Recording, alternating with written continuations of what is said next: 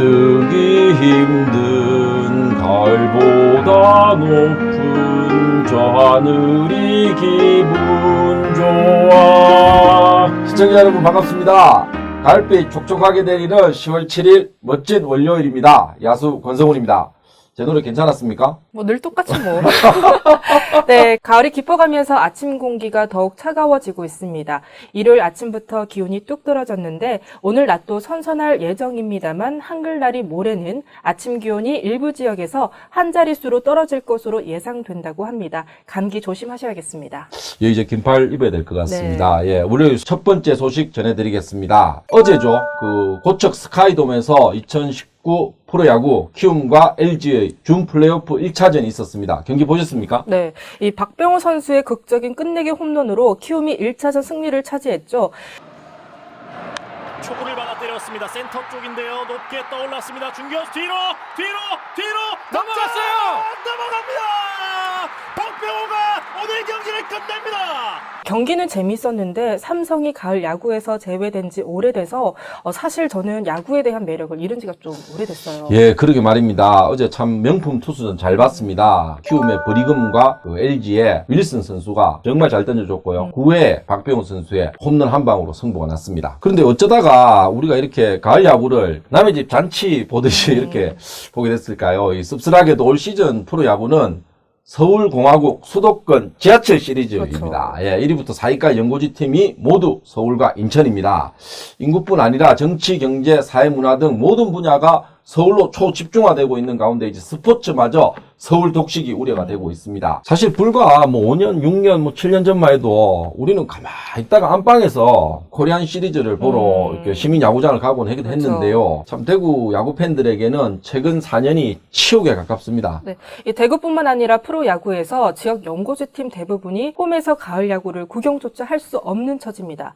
7위 기아, 8위 삼성, 9위 한화, 10위 롯데까지 이 초란 성적을 거뒀기 때문입니다. 창원을 연고로 둔 NC가 그나마 희망의 불씨를 지폈으나 마지막에 LG에게 덜미를 잡히면서 이번 가을 야구는 사상 최초로 수도권에서만 펼쳐지게 된 겁니다. 예, 그렇습니다. 이렇게 와일드 카드로 NC가 올라갔는데 단판에 그냥 LG한테 지는 바람에 바로 탈락을 하게 됐죠. 물론 영원한 것은 없습니다. 스포츠도 예는 아니고요. 하지만 올해의 프로야구는 유난히 실망스러웠습니다. 리그 평균 연봉이 가장 높은 롯데는 최악의 경기력을 보이면서 개그 야구라는 폄하까지 들었고요. 사실 롯데는 연봉이 100억이 넘었습니다. 유일하게. 그 돈에 비해서 최악의 성적을 거뒀으니까 가성비가 정말 최악이라고 할 수 있겠죠. 지난해 가을 야구 진출했던 하나도 순식간에 하위권으로 추락하면서 여기에 야구 명가 삼성도 무기력하게 8위로 내려앉았습니다. 네, 사회 문제의 큰 요인 중 하나로 양극화를 꼽는 이들이 많습니다. 공교롭게도 2019 프로야구도 양극화 문제에 직면했다는 평가입니다. SK, 두산, 키움 등 세 팀은 정규리그 80승 이상을 거뒀고요. 반면 7위에서 10위까지 지방 연고팀 기아, 삼성, 하나, 롯데 4개 팀은 80패 이상을 당했더라고요. 이런 구단 성적의 양극화는 올 시즌 프로야구 흥행의 가장 큰 악재였습니다. 예, 그렇습니다. 대전, 대구, 부산, 경부선 라인과 그리고 광주, 이렇게 중남부 지방에 연고지를 두고 있는 야구팀들이 다 이렇게 약세를 보였습니다. 20세기 말에는요, 해태 타이거스라고 기아의 전신이죠. 대단했습니다. 그게 정말 강팀이었는데요. 21세기 들어와서는 또 삼성이 대단했습니다. 삼성이 페넌트레이스 5연패, 그리고 한국 시리즈 4연패 이렇게 대단한 구단이었는데 이제 지역 구단들이 지금 많이 어려운 처지에 있고 서울 수도권에서만 벌어지는 최초의 가을 야구가 되고 있습니다. 근데 제가 볼 때는 이게 좀 앞으로 이렇게 고착화될까봐 좀 걱정이 됩니다. 지금 삼성 야구단이 앞으로 얼마나 큰 변신을 할지 모르겠는데 내년에는 잘할 수 있을지 좀 걱정이 많이 되고요. 이렇게 좀 우리 가을 잔치가 수도권 지하철 시리즈가 돼버렸는데 그래도 어쨌든 제가 야구 팬으로서 재밌게 보고 삼성이 좀 뭔가 좀 달라지길 한번 기대해 보겠습니다. 네, 다음 소식입니다. 대구 지방경찰청이 운영하는 보이스피싱 간접 체험 사이트가 좋은 반응을 얻고 있다고 합니다. 여보세요. 납치형입니다. 그래요?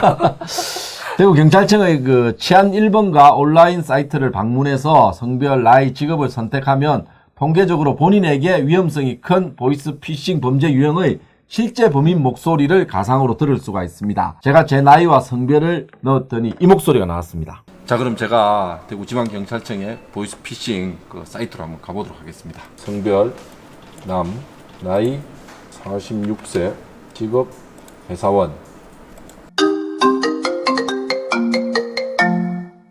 서울중앙지검 첨단범죄수사일부 이은하 수사관입니다. 본 사건 조사는 법원 증거자료 제출용으로 이뤄지고 있으신데 녹취조사 과정에서 허위 진술이나 본인께서의 아는 내용을 은닉하게 되면은 본인은 이 사건과 무관하게 위증과 공무집행 방해죄로 가중처벌되실 수가 있으시고. 아니 저도 해봤거든요. 예. 근데 저는 다른 보이스피싱 멘트가 나오더라고요. 아, 그래요?